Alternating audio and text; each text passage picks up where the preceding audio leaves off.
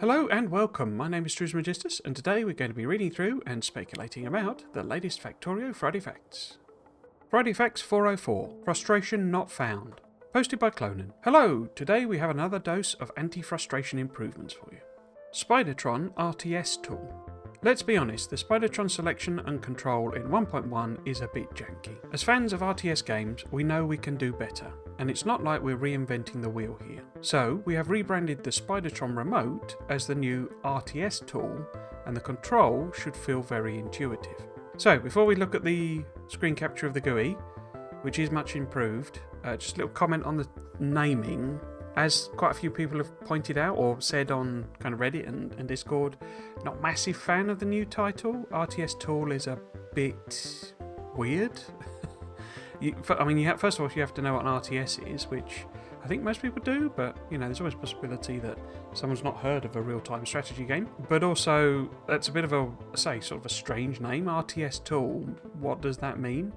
It means for movement, it's copying how real-time strategy movement works. So when you drag and select up your units and then give them orders, etc., etc., it's trying to mimic that behaviour. But you do all sorts of other things in RTSs as well. So it's a bit of a strange name. Now, one of my thoughts on this is that it's being renamed because we're getting other things to control. Obviously, before it was called Spidertron Remote, which is a name that is entirely tied to Spidertron. I mean, other people have speculated this as well, but RTS Tool is much more of a generic name. We also got 2 weeks ago I should say, this little hint of something else going on.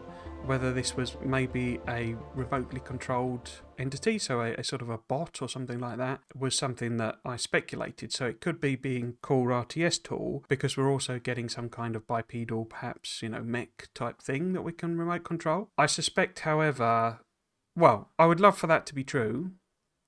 I think it would be fun to have all sorts of other mechs and items like that in the game. I suspect it's more so that modders can do that. If you have a more generic name, RTS Tool, then they can repurpose it for controlling other entities or rework the code, etc., for other entities, giving orders to other entities besides Spidertron more easily.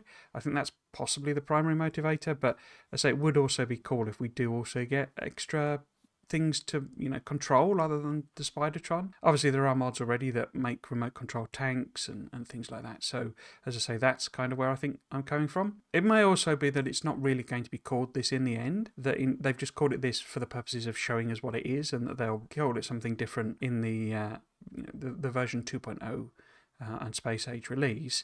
Remote would just be a better term as a generic term, I think. Literally just remote, or remote control, or something like that. I think that's possibly where they should have gone if they wanted a more generic name. But yeah, I'm not a fan of RTS Tool as a name, really. So we've then got the RTS Tool item description, and it says when in cursor. So when you've got your cursor highlighted, when you're holding it in your cursor rather. The control options are left click and drag to select Spidertrons, shift left click and drag to add to selected Spidertrons, control left click and drag to remove from selected Spidertrons, right click to send Spidertron, shift right click to queue move command. So some of that is very similar to the existing functionality. If you've never used a Spidertron, if you've never got there, what the jank really is to do with like assigning bots to the controller, because what you have to do at the moment is like this weird, and I always forget it, and it does say it in the tooltip, so you don't have to remember it as such. You can just use it as is, as it each time basically. But you have to I think it's shift right click clears it, or shift middle click. It's something strange like that.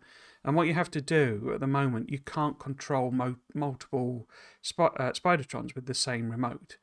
And what you have to do, you have a follow order, which it doesn't mention in this. I assume the follow order is still there, but it's not mentioned. Say you've got 4 Spidertrons. You want them to act as a group, as a sort of a single entity. What you have to do is individually select 3 of the Spidertrons in order to order them to follow the 4th. And then the 4th one is the one that you end up with finally assigned to the Spidertron remote. And then when you give that Spidertron orders, the others will follow on. One of the problems with that, one of the biggest problems, is lag, essentially. So if your 3 Spidertrons are following your 4th Spidertron, you give the 4th Spidertron an order, it sets off, and then there's a small lag while these Spidertrons become sort of out of range. It has a sort of an area where it tries to get, where it's happy with the spider. They don't all converge exactly on the same spot.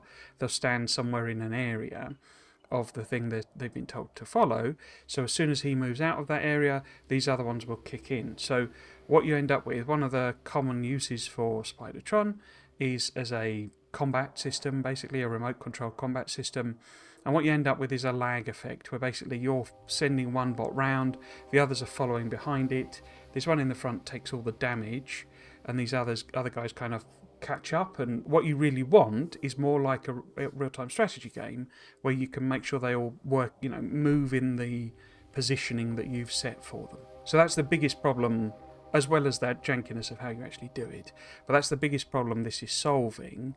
And the basic idea is it becomes much more like a real-time strategy game, as they've said, and the control system kicks in when you're holding the remote. So in a normal real-time strategy game, the sort of common controls that we've all sort of ended up with is that you click and left click and drag to select a bunch of units.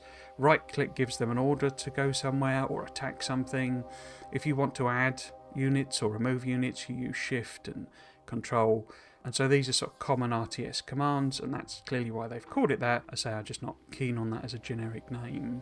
What it also has is it still has the holding down shift and right clicking to give a queue of orders. Spidertron doesn't really have pathfinding as such. It just tries to go straight to where you are. Because of its long legs and its long reach, it can often, if you're clipping across the edge of a lake or something like that, it can kind of work around that, because it will use its long legs to reach over the bits of water, so it can be happy with stuff like that. But if you give it an order to go to the other side of a lake and it's a big lake, it will just literally stand at the edge of the lake and just try and move across the lake, and it can't do that. One of the things this does make me wonder about is Fulgora.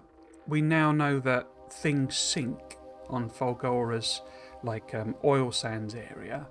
Does that apply to Spidertron as well? Does Spidertron sink into the sand and therefore is not a useful way of moving around on Fulgora? That would be an interesting mechanic. I didn't really work out whether the tank was able to traverse on Fulgora. I think it looked like it could, but if you left it there... Well, I don't really understand how that mechanic works, if I'm honest. Is it literally you instantaneously, if you put a building down, instantaneously it's just like damaged and it sinks into the oil sand for you never to recover? Or is there like a grace period? Because you'd expect it to be a bit more, it slowly sinks into the sand, so you would have a short period, which would suggest that something like a tank, or a tank's obviously very heavy, concentrated area, but then so is a Spidertron. Are they able to traverse that area, but if they stand still, they start to sink? And what's the sort of cut-off point if it is a slow sinking mechanic? So that'd be quite interesting, how Spidertrons would be useless on Fulgora until you got some kind of landfill that allowed you to fill that in. But yeah, so one of the things that it doesn't allow you to do is, as I say, like coordinated movement. The only one you've got is the follow order, and we'll come on to that in this video in a moment. But it basically says it is activated using the Alt-A hotkey. Left click and drag to select Spidertrons, which is literally just what it says in the description, so there's nothing revealed there. But right click to command Spidertrons to go to a location. Again, just repeating what's in the GUI. This is just then demonstrated in this next video, and as I say, one of the things that's interesting with this, they're just left clicking to drag a bunch of Spidertrons. They've got a group of 1, a group of 3, and a group of 5. So they select 1, select 3, send them over there with right click, send them down there with right click. But as I say, what's most interesting about it to me is that they maintain the formation. So you could set up a particular formation that you liked, individually moving the Spidertrons about, a bit like an RTS, and then the click you give them is an in-formation move. So, you could have a straight line of Spidertrons moving across the map, or you could perhaps do a sort of a group where you've got one in the middle that's got all the rockets maybe, and the ones around the edge have got loads and loads of shields, and then that group moves as one across the map, wiping out biters. Or you could have maybe one that's a bit further back that does, has got maybe healing bots in it, something like that. So you gives you a bit more options. It's not very flexible though, because you have to move them. They're going to move in coordination in in that exact coordination. So as I say, if you wanted a front line of attack Spidertrons and then a back line of repairing Spidertrons, you would have to, and you would be able to do that moving up the map. But if you wanted to turn left, you'd have to rearrange them all manually, which wouldn't be that difficult now with the new command. This is a lot, I say, better than the original command system, because the original command system, you have this weird, janky, unassigning the control to change to a different Spidertron, getting it to follow another Spidertron and sending that one around. It's all a bit janky, so this does look a heck of a lot better. Okay, next part then says, the RTS tool remembers the last selection of Spidertrons. So pressing Alt-A again will have the previous group of Spidertrons already selected. Another detail is that the remembered selection is per surface. So if you command some spiders on Volcanus and come back to Nauvis, the Alt-A will pre-select the last spiders you were using on Nauvis. So yeah, that sounds really nice. We've got the Alt-A is just literally last selection of Spidertron. Because what's actually then being shown in the video, I guess, just to explain that, so it says you can also save selections on the quick bar, so you can control your favourite group of pals at a moment's notice. So I think the example it's talking about is like you've got just the one remote type of thing, and you've got a bunch of Spidertrons on Nauvis and a bunch on Volcanus. Interestingly, that's confirming that Spidertrons work on Volcanus. There's not a limitation in a sense to having them on not having them on other planets.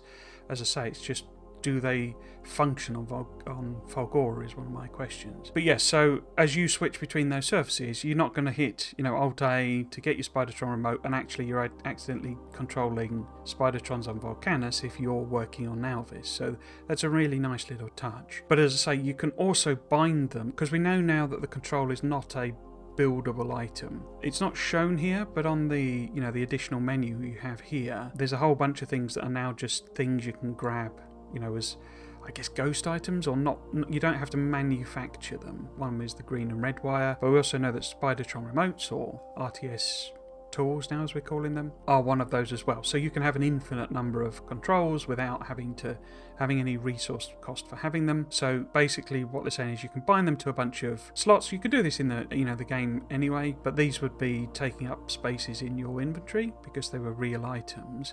But effectively this is you binding. It's very much like an RTS where you use control 1 type of thing to set your first group, and control 2 to set your second group. And then as you click one, you hit 1, 2, and 3, you can move between your groups very easily, and it's exactly the same thing. What is interesting here is that they have numbers on them. The reason I mentioned that, hitting the control 1, control 2, control 3, and notice it's 1, 3, and 5. So I don't know whether, because you can actually use numbers to select the slots in the inventory if you've never done that before. I use it so little. The Pipette tool, which we're interestingly coming on to, it's just my default action now is the Pipette tool. I don't tend to use these slots a great deal, just for blueprints really now, and maybe a bit of military stuff. And so there's a shortcut is 1, 2, 3, 4, 5 is the first set here, and then control 1, 2, 3, 4, 5 is the next set there. So it's interesting this has the number 3 on it, even though it's in slot 2. So does control 3, for example, or is it just, can I just hit the button 3? No, I see. It's telling you the number of Spidertrons in the group.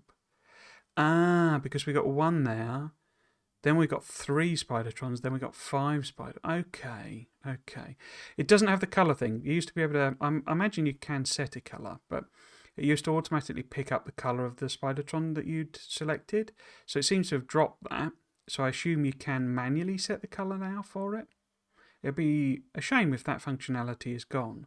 Because it's sometimes easier just to see, right, I need my red Spidertron remote because I'm doing combat. But this 135 is clearly telling you how many Spidertrons you've got in the group. I wonder if they've also introduced the functionality. So if you were to double click on this group, so you were to hit 3 twice sort of thing, would it take you to that Spidertron group? It would be really great, because that is a mod functionality. It would be really great if that was added, because to be able to quick select your items and actually zoom to them would actually be a massive improvement over the base game. But okay, so the number represents the number of Spidertrons in that group and not the quick select button. And the quick select button is obviously just your 1, 2, 3, 4, 5 or whatever you've got as your hotbar quick select. Interesting. But yes, so presumably it also sets these per surface. Now what I then wonder is, does that mean on each surface we get, because you actually got 10 hotbars.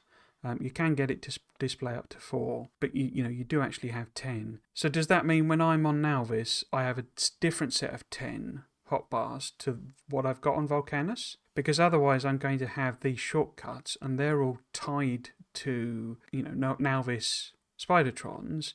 So they're sort of useless shortcuts if you're working on Volcanus, for example.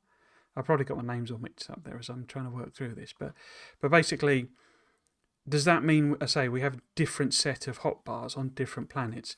That would make sense for those who use hotbars. Being able to pick different buildings based on where you are and what you've built would make a lot of sense. If your highest tier of belt is level 3 on Nalvis, but you're using level 1 belts on Volcanus, having a different set of hotbars in order for you to select those would seem to make more sense than having a generic set of hotbars that work everywhere. Because with 5 planets, you're going to run out, if you're the sort of person who uses them, as I say, I don't nowadays, but you're going to soon run out of slots, different toolbar slots, I think. Pipette all the things. Maybe it seems stupid, but once you start getting used to pipetting belts and machines and stuff, you start trying to apply it everywhere.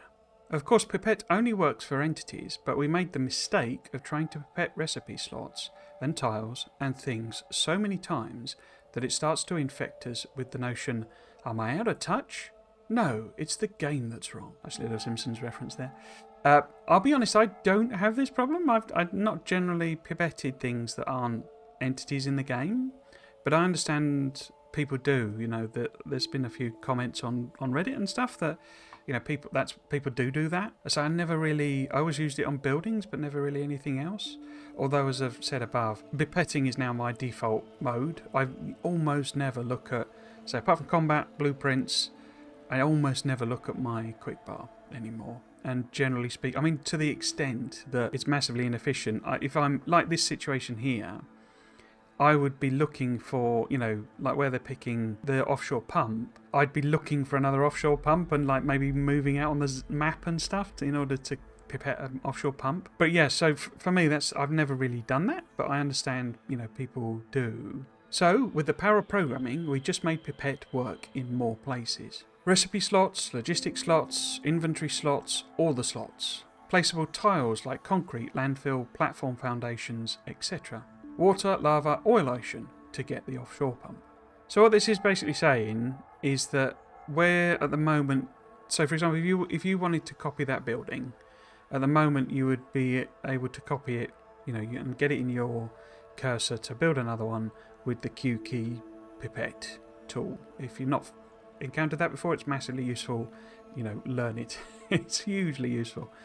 And what they're saying is that because they had this muscle memory of just pipetting a thing when they wanted it, what they've now done is introduce the same functionality for different use cases basically. So I've just switched to a video so that I can pause it properly. So the first one is the offshore pump.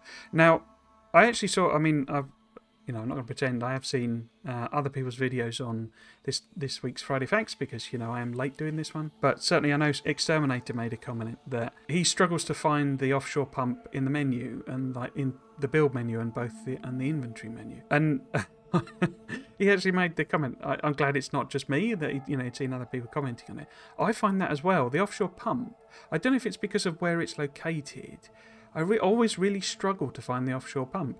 It takes me several goes of switching between the different build menus or, looking through my inventory multiple times in order to find the offshore pump. And given other people are saying that as well, there's obviously something about the offshore pump. Maybe it's just where it's located in the menu doesn't sort of make sense, or I don't know. It just feels like maybe there's something in a sense that needs fixing there. I wondered if it was maybe the graphics. The graphics are not particularly distinct, although it's very stylistically similar to the land pump, the normal pipe pump. It's probably not sufficiently visually distinct to make it look different, and I think that's maybe why I look past it, because I see it and it just looks at a very quick look, like a normal pump, and so you don't really spot the blue part that says this is a offshore water pump, and this part is not massively different if you think about it to what the normal pumps look. And I wondered if that was maybe it, and it could do with a bit of a graphical tweak. Anyway, the point is that the first thing they pipette is the ocean itself. So any body of water,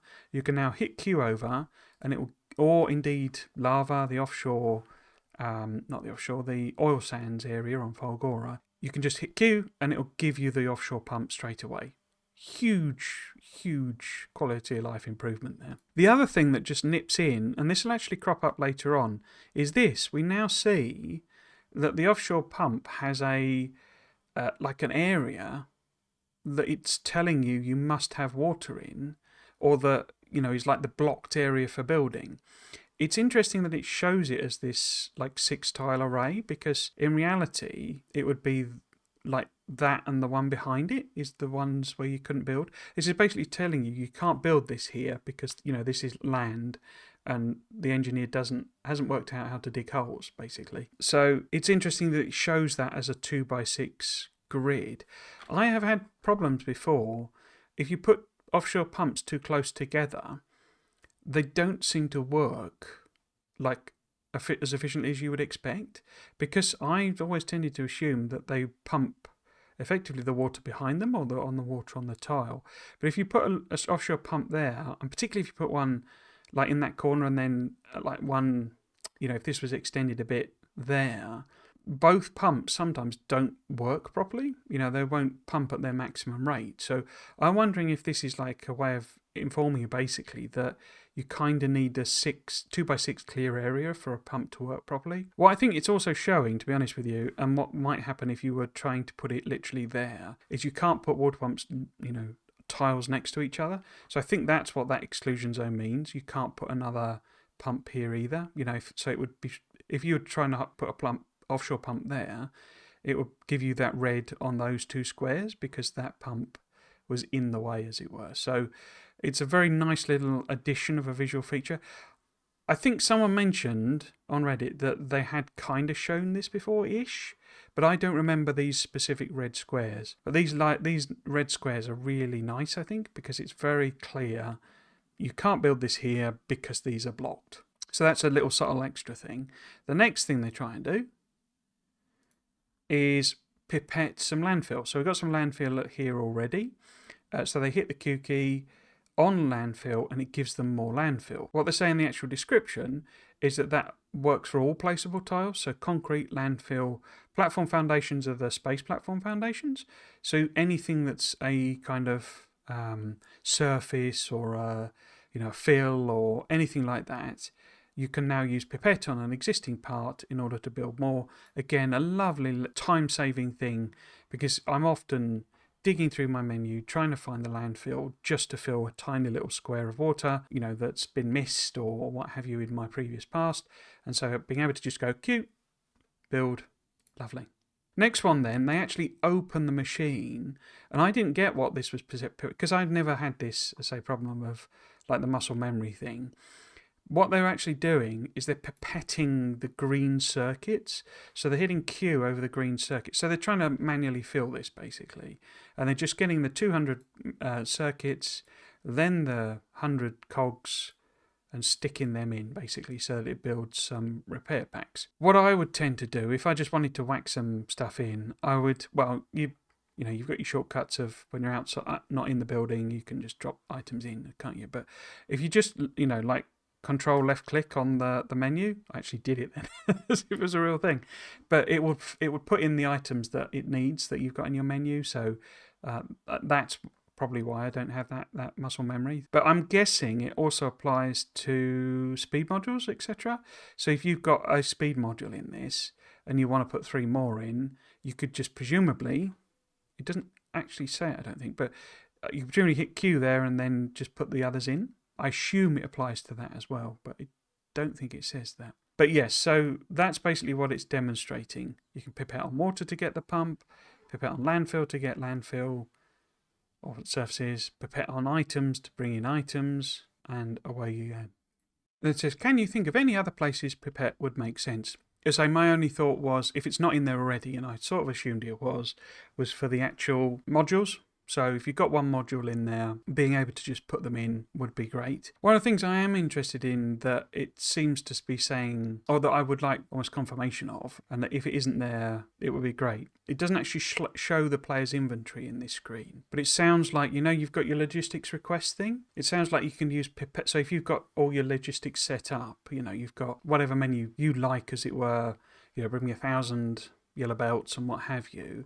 It sounds like you can use Pipette to pick those out. So if you know where everything is, you set up your standardized set of logistics requests, you know where everything else is. And things like that offshore pump, you probably know where it is in your list of requests in your logistics system, your logistics request area. So then simply being able to queue on it there's something there that you want, your yellow belt, your repair packs or whatever you're requesting, and you know where it is because you've used a standardized set, a standardized layout for your logistics requests.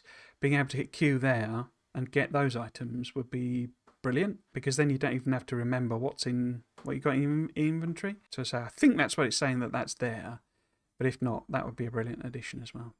Easier blueprint grid adjustment.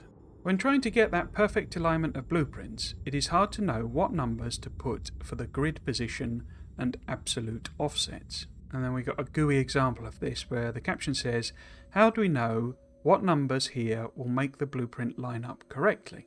Now, if you've never used this part of blueprinting, and I think it's a feature that not a lot of people really understand, I think it is a problematic one. There are two types of snapping for blueprints. The first is one aligned to the whole grid system, basically. So the entire game is really a set of tiles, and there is where you crash land, I think, where the character starts, is kind of effectively sort of 0-0 in that set of tiles. So the tile you're on is like tile 0 effectively. And so when you use the absolute system, I always get them mixed up, so apologies if I do get this the wrong way around, but if you use the absolute system, it's always referring to that 0-0 position. So anytime you move around, so I always get them the wrong way around. But one of the systems, basically, one of the reference points is just that 0-0 position. Any blueprint you make will refer to that as its origin point. And basically you can click around. What that means effectively is it gives you a standard origin. Every blueprint then will move around on that tiling system. For those who use city blocks, that tends to be how I think most players get them all to line up. It's certainly how Nilhouse does his city block blueprints, where they are based around a sort of single origin, and then so every time he moves them, they move in a big chunk to the next bit, move around. And it just guarantees that every time he clicks, he will be clicking on the same section, as it were. So they overlap, he moves it to the left, and I've moved my hands to the right, but he moves it to the right or the left, and then the next one is going to be exactly where he's expecting it to be, and up and up and up. And that's, one way of doing the system. The other one is relative. Now, what relative means is that you can obviously turn snapping off as well, by the way. You can just have them completely open, a system, and then it's just literally almost like a one-tile snapping, where you can literally put it anywhere you want. But the other system of snapping is effectively to do with, it's difficult to explain without showing it in game, but basically, if you imagine a 3x3 square, then if you set that as your relative size, which is what this green dotted arrow is showing, dotted square is, that's your reference point for this blueprint. So if you click it down once, and because it's not absolute, you can start that anywhere, so it can be misaligned to the previous times you've used it. But that's just, for example, saying, like in this example, and I should really be referring to this, what they're trying to do is repeat this blueprint, over and over again, basically. So have exactly the same spacing and exactly the same position of walls, just moving it to the left each time.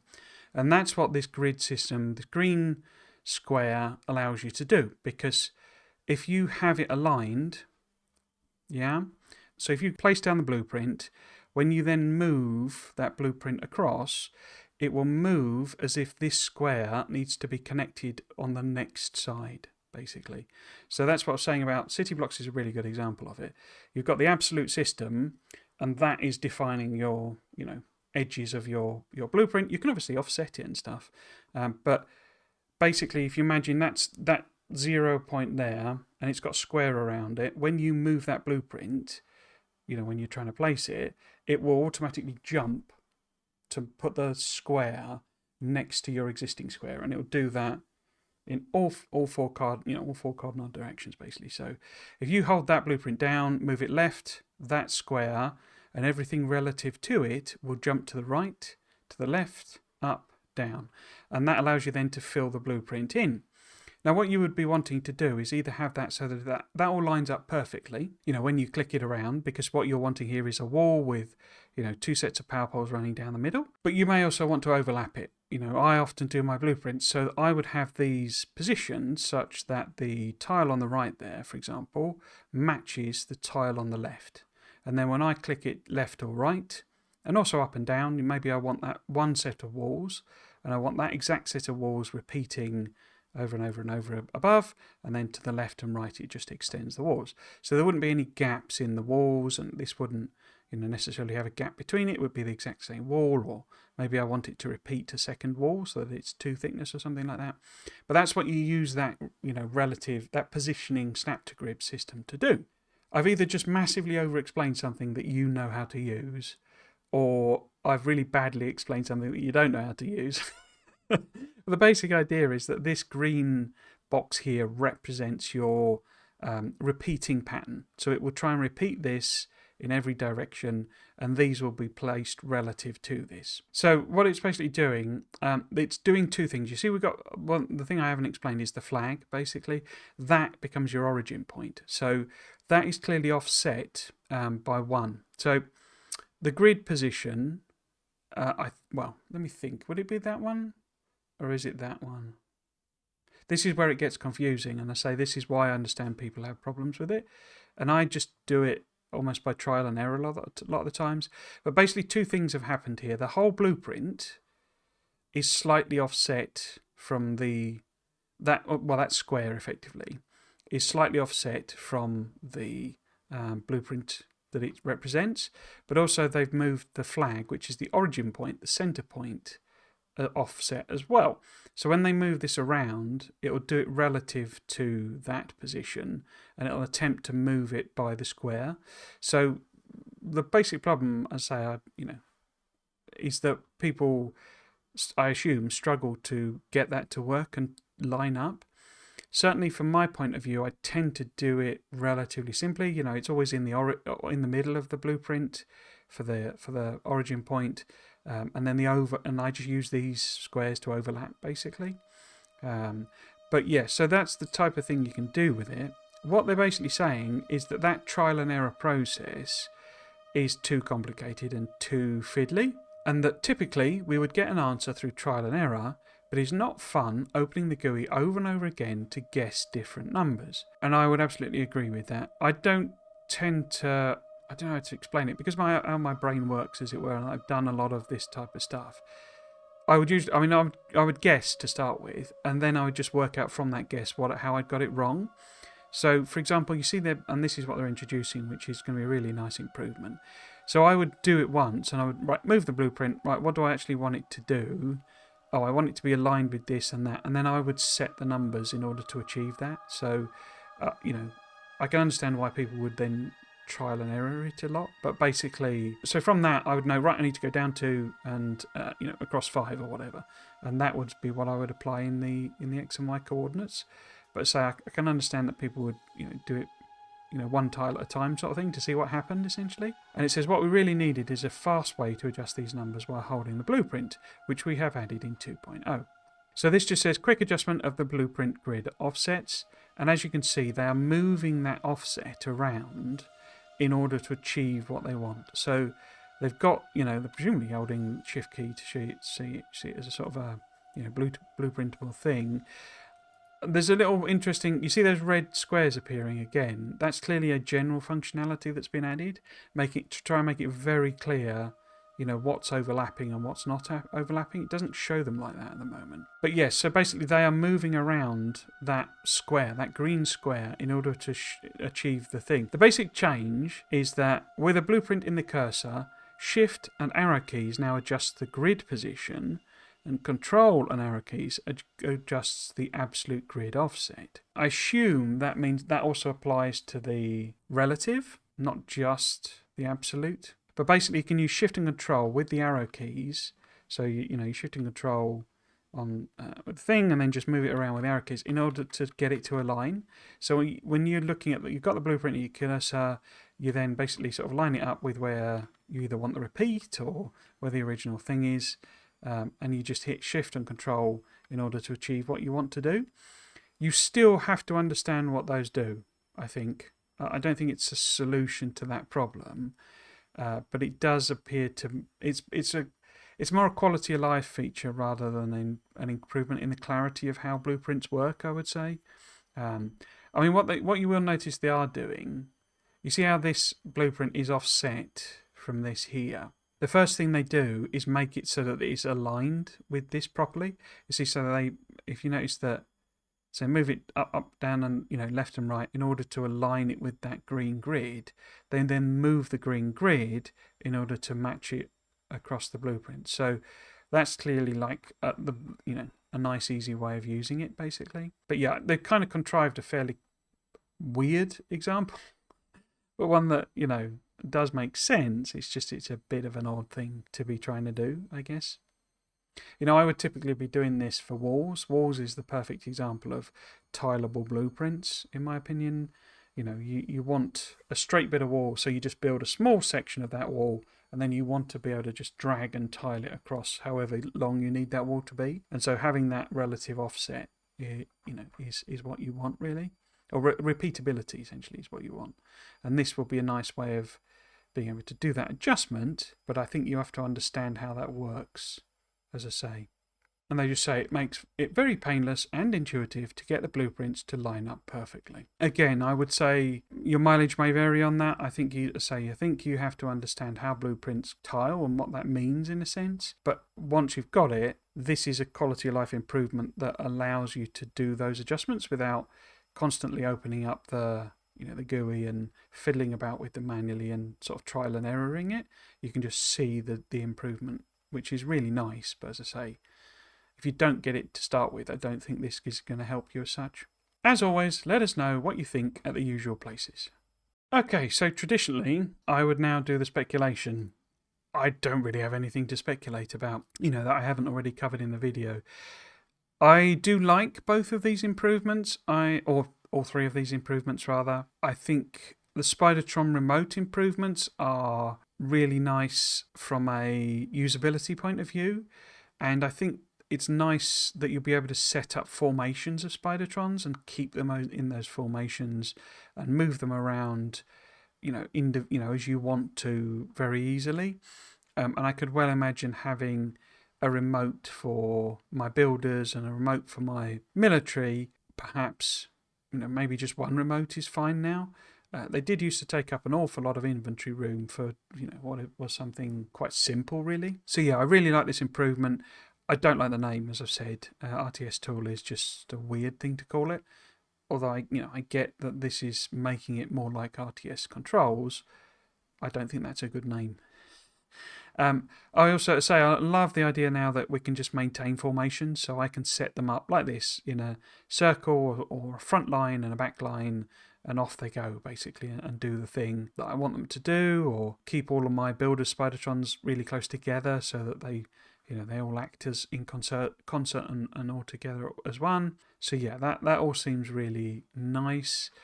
I love this Pipette change. I think this is great. So I never had the problem of trying to accidentally pipette something in the menu or something like that.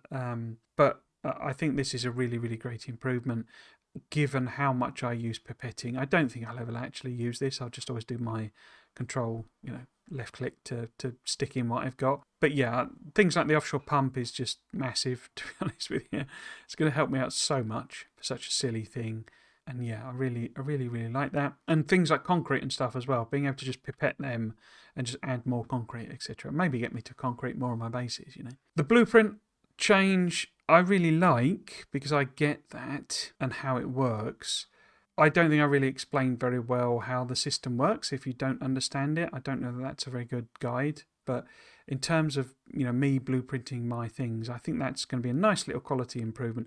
I say I don't generally struggle to actually tile the blueprints. I get it. I know how it works. I understand it. And trial and error is relatively minimal, so I don't think it proves or changes that. What I would say it's more important for me is if I just realise I've made a tiny error, that I've got it one tile off, not having to go into the blueprint, edit it, blah, blah, blah, literally just holding down shift and hitting your arrow keys to achieve it, that's going to be nice, I did also notice, I think we've seen this before, but I think this is the generic. I honestly don't ever remember what to call them, but that generic system for adding in the, like the TBD thing in a blueprint, I think that's that. I mean, I'll be honest, it's not the most distinct symbol. I mean, it's distinct, I suppose, but it's not the clearest symbol as to what that is. I hope that's a placeholder and we get something a little bit better. It's just very, very tiny detail on the sort of chip, because it looks like a CPU connection, connector points basically, but it's very indistinct seeing what it is. So I hope they sort of blow it up a bit and make it a bit clearer what it is kind of my only comment there. But yes, it's nice to see that and that's how it will be done. I don't know that we've had proper confirmation that you're going to be able to edit blueprints in game, as in go into a blueprint and just build a blueprint inside a blueprint rather than having to build it externally. One of my biggest sources of frustration with blueprints is that if you've made an error and you just want to fix it, I think they have confirmed we are getting this, aren't they? I'm getting it all blurred together now because we're getting so many quality of life improvements, but not being able to go into a blueprint and just edit that mistake and having to build it again and then re-blueprint it is my biggest gripe with blueprints, I would say. The other one would be the size issue, that if you have a gigantic blueprint, it's really difficult to position it and lay it down on the map and stuff like that. So I'm hoping we're getting some tweaks that will improve that as well, especially given we're going to be on a separate planet putting down blueprints on another planet. To be able to get in there and just edit blueprints and know where you're putting them properly and all those sorts of things is kind of necessary, I think. So I think I've a suspicion we know we're getting blueprint editing or some level of blueprint editing. But if not, then that's going to be desperately needed. Particularly, I would say, if you're on a planet where the thing it's doing is related to the surface, if it's, what would be the example? Maybe lava or something like that, or the oil sands or something like that. You're going to be setting up blueprints, that are very specific to that planet. If you discover that you've made an error on your blueprint for Folgora and you're on Volcanus, and you're trying to lay down your different blueprint for Folgora, and you realise, look, I've messed this up. I've got this pipe in the wrong place, and not that you can't just delete it, but you need to move the pipe. It's one too far or one too short or something like that. To have to fly all the way back to Folgora just to be able to lay that blueprint down again, make a tiny change, re-blueprint it, that is the type of faff that they've got to make sure we don't struggle with. Because if it's frustrating to do some of this stuff, it's going to discourage you from doing it, basically. And I'm sure they don't want you to not use blueprints across planets and stuff like that. So they kind of have to make sure, I think, that a lot of these friction points are gone. It's fine if a mod has a lot of friction points. If the thing it's giving you is some new challenge or something interesting or different, you're just going to work with it, and it's a mod, If you've paid for it, and it's full of all these things that are just really janky and annoying to use, then you're going to be a bit upset, I think. So yeah, I hope that things like blueprint editing and, these sorts of huge amounts of quality of life remove the friction from working on other planets. I guess the other thing just to end on, though, is obviously this is coming out late. I guess I'd just make a note for those who watch these kind of when they launch. But this is late from when it was recorded because I was taking an Easter break. There will be another pause, another break, another delay to a video at the end of this month for the Friday Facts, because I will be taking a proper holiday. And as part of that, I will be going to a game convention called WASD in London, and that runs across the weekend, basically. So it's Thursday, Friday, Saturday. So I will not be doing the Friday Facts on the Friday. That is, as I say, at the end of this month, at the end of April. Hopefully, I've put this in such a way that I can edit it out of the final video. But basically, the point is, if you're watching this and you're looking for videos, for me, there are going to be some weeks where I'm just not available to do it on the Friday, so do please bear with me when I take those holidays. I guess while I'm doing that other sort of thing as well, and hopefully again I'll put this in such a way that I can edit it out so that anyone watching it much later can follow the thread of the videos as they run through. But basically I'm planning a whole series of extra sort of proper recorded videos for Factorio. They will come out fairly randomly and when I can do them. But my job now has eased off in the pressure that I was under, and so I'm getting a lot more free time. I have dived in a big way to SpaceX in that free time. So I've been a bit naughty in the sense that I've been playing SpaceX a lot. If you want to watch me play SpaceX, then I'm doing live streams. I'm not live streaming all of it, but every weekend, Saturday and Sunday at the moment, I'm streaming Factorio on both days, which is 3 p.m. British summertime as we now are. And if you want to say watch those, come and chat to me about SpaceX and the Factorio Friday Facts, then that's always something I love to do. You can see how much you can distract me and how little I can get done. But basically, I am going to do a lot more like pre-recorded videos, like speculation stuff, the stuff I really love doing. It would be awesome if you were to drop in the comments anything you wanted me to speculate about. The first one is a suggestion from a viewer, about space, about science, how I think science is going to work in the expansion. But if biters would be something you want to have a sort of chat about in a video, etc., then that's a good example of something I do. But let me know what you would want me to do a speculation video about, what would be interesting, what I could talk about, because these are always better when people leave comments and talk about them and give me a chance to think about things as well. So yeah, if you want to drop a comment and let me know what things you would like me to speculate about, that would be amazing. I hope you enjoyed today's Friday Facts video. I might consider coming back for another one. If you want to chat about the latest Factorio Friday Facts, then you can find me live streaming Factorio every Saturday over on my Twitch channel, @Trismegistus. Thanks for watching. Cheers.